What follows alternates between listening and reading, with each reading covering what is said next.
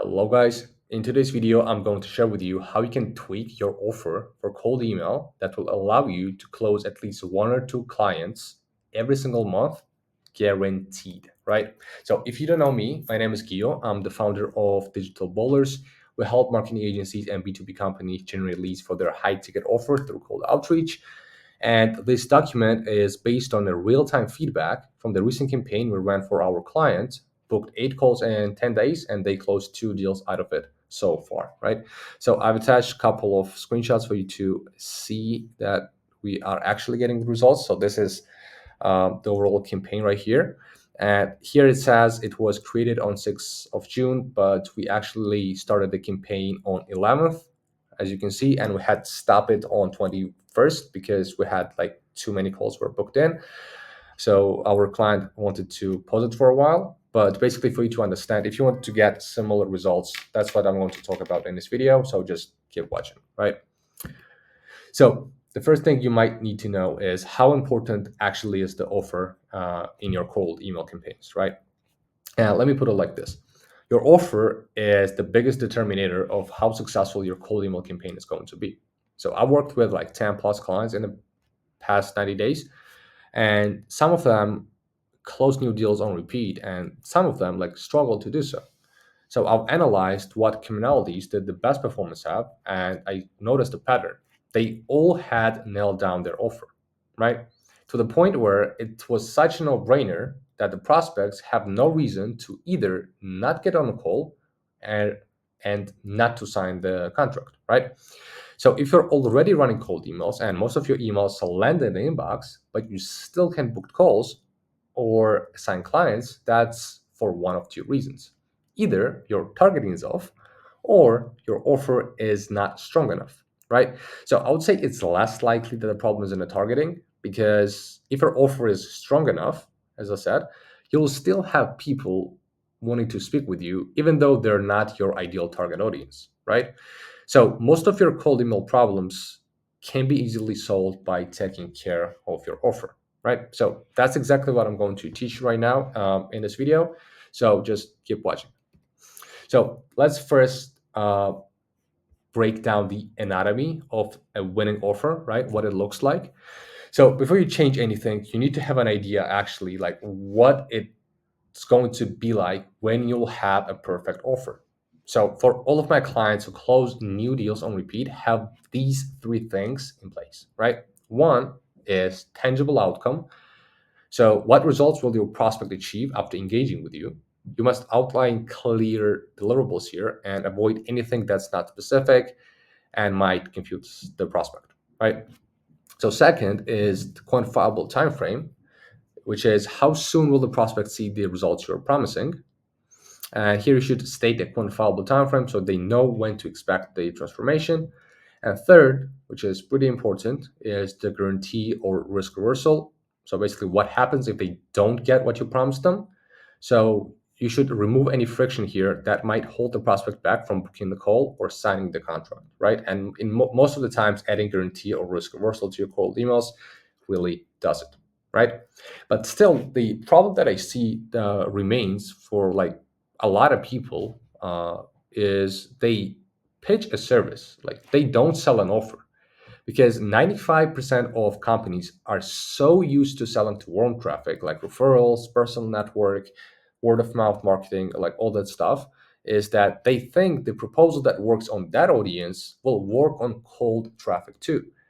But selling to warm and cold audiences are like two separate worlds, right? They're not the same and they have nothing in common, basically.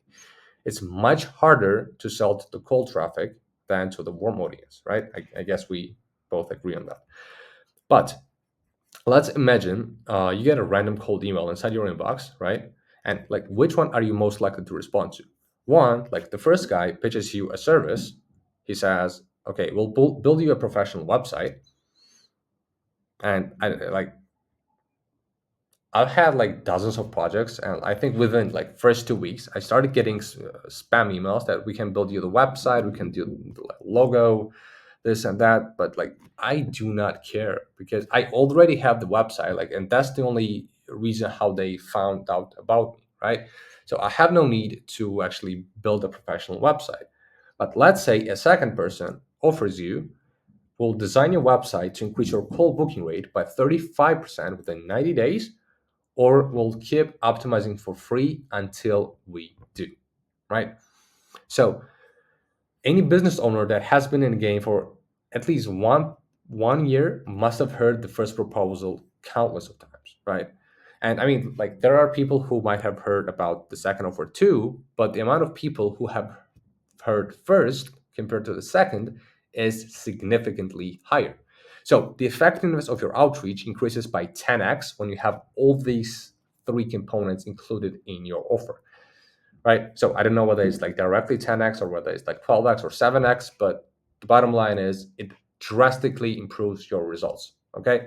So now let's actually break down all those components one by one and how you can build an offer that looks like this. Hey there, just a quick plug. If you want us to generate you leads on a monthly basis while you only pay us for the leads who show up to the meeting and you don't pay for any unqualified meetings, then I have a link down in the description. Click on it and let's talk. Now, back to the video. So the first thing is the tangible outcome, because as I mentioned in this part of the offer, you should include a clear outcome that the prospect will get by working with you. Now, the question you might have is, what deliverable should I include in my offer, right? Because you can like do different things. So what is something they should focus on? So let's take me, for example, like I do cold email lead generation. So I will give my deliverables as an example. So they can be anything from the following, from the least important to the most. So like email sent, open rate, reply rate, positive reply rate, calls booked, client signed, cash collected, right? So like in most of the cases, nobody cares about all these four things. Okay, people actually want to get on a call with the prospect. That's the only reason why they work with me, right? So my target audience struggles with booking enough demo calls for their business, which is number five. So I make a claim of X amount of booked calls per month because like six and seven are not in my direct control. It also depends on the client of like how many clients they sign or how many cash they collect. But I'm working on improving my offer and targeting where I can promise prospects who are ideal fit, either X clients signed or X amount of cash collected, right? So here's what you should do. Write down all the deliverables of your service. So as I said, like from the least important to the most, or if you don't know it already, just write down everything and then you can categorize them. So after you do that, pick the one that you are most confident in, you can deliver, right? And like the higher on the ladder it is, the better. Like for example, anything up to five is already good. And like the seven is ideal because you can promise them, okay, we can make you this amount of money, which is way more tangible than just an amount of booked calls, right? So, and third, pick the one that prospects care about the most. So as I've said, okay, they care about cash collected, but I cannot fully promise that. So I'm promising them calls booked, right? So, and as you get better, you'll be able to deliver better and better outcomes, and therefore your results are going to increase as well. So this will allow you to call out a relevant outcome for your audience in your cold emails, right? But like these deliverables alone will not move the needle without a specific time frame attached to it, right? So what is a quantifiable time frame? Everyone can get the results if they try long enough, right? But your prospect problem is that they cannot wait forever. So that's why you need to make it clear how soon you'll deliver the promised results. Usually, the faster you can do it, the better, right? Duh. But if, because of the nature of your service or business, you cannot bring any impressive results within like 30 days, feel free to make it like 90 days, 120 days, but just to make it, try to make it as fast as possible. Okay. And like the main goal here is for the prospect to visualize a clear roadmap of how it's going to work. So, for example, first step is obviously you get started, like they sign the contract, onboarding, setup, all that stuff.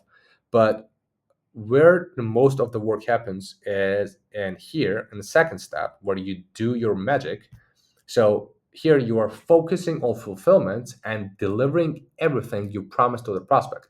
So this one will drive the most impact, right? Because obviously this is the fulfillment, this is just getting started, and this is the final result they're getting. But all your work and all your inputs are happening here that will allow you to get them results within that X period, right? But they should have that idea. Okay, we get started, they do the work, and after X amount of days, I get these results, right? So that's just a simple transformation formula to get your prospect from point A to point B, but also hold back from making unrealistic claims because people might not respond to something that sounds too good to be true. And even if they do, you'll have a hard time satisfying your client. So set the right expectations right from the start. And it's always better to underpromise and overdeliver than to overpromise and underdeliver, right? So this is pretty straightforward. Just attach specific time frame to whatever outcome you're promising to the prospect, right? So after that, we have a guarantee and a risk reversal. So you know the nature of today's market, people keep throwing outrageous claims left and right. So even if your offer is strong enough, people might just not believe you. So what I mean, let's say people don't have time to get on every call that promises them 9x ROI over 30 days. Like, does this sound compelling? Yeah, but best believe that the prospect has been on at least like 3 or 4 calls with people who are promising them this stuff, and okay, then they realize that those guys are just talking fluff. Okay, and there's no really a way for them to promise that 9x ROI over like 30 days. So what you should do is you want to remove this friction by minimizing the risk on the prospect side, right? And you can do this 2 ways. One is guarantee. So this implies that your prospect gets one of the two. Like if you don't deliver the results, they either get the refund, right? Or you keep working for free until you hit the promised KPIs, right? And the second way is with risk reversal.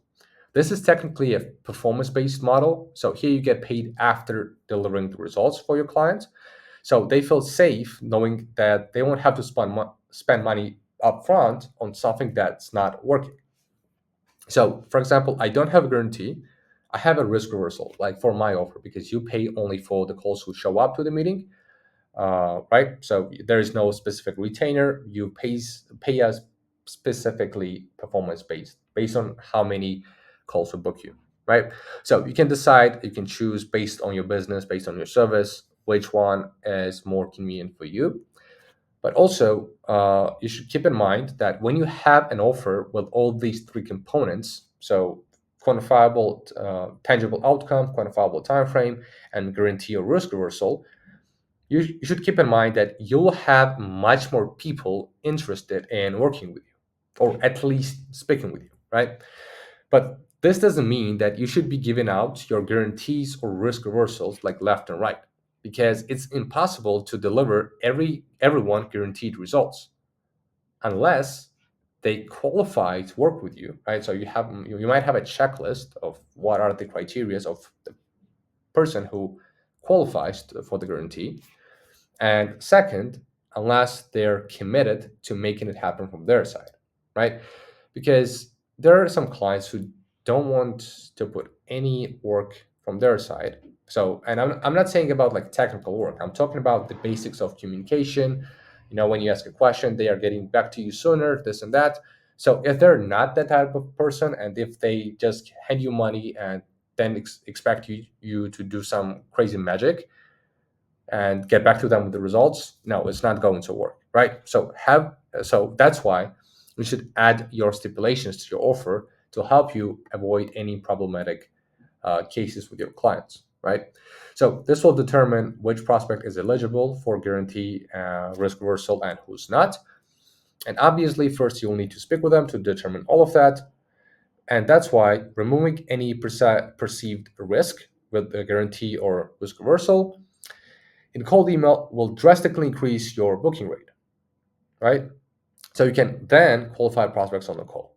So that's the thing. You should always have the guarantee that even if they don't qualify for it, at least you have them on a call, and then it already depends on your negotiation and like your speaking ability to explain to the prospect, okay, we can still make it work even though you don't qualify for the guarantee, right?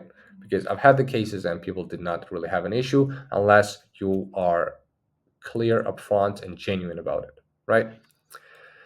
So here, basically, I just have the summary of what I talked about. Since this is just a short video, I will also include the link to this document so you can go over the summary if you want to. But the basic thing is the anatomy of a winning offer, so what it includes, which is like tangible outcome, quantifiable time frame, and guarantee or risk reversal. And yeah, intangible outcome, you call out what will the person achieve exactly, the deliverables in quantifiable time frame, how soon will they achieve it, and in guarantee risk reversal, what happens if they don't achieve the what you promised, right? So, well, that's basically it. That's everything I wanted to talk about. But one last thing, if you want us to generate leads on your behalf, so you don't pay any retainers or long-term contracts, you only pay us for the calls to show up. Link is in the description. You can book a call and we can speak. But otherwise, like, comment, subscribe, and I'll see you in the next one. Peace.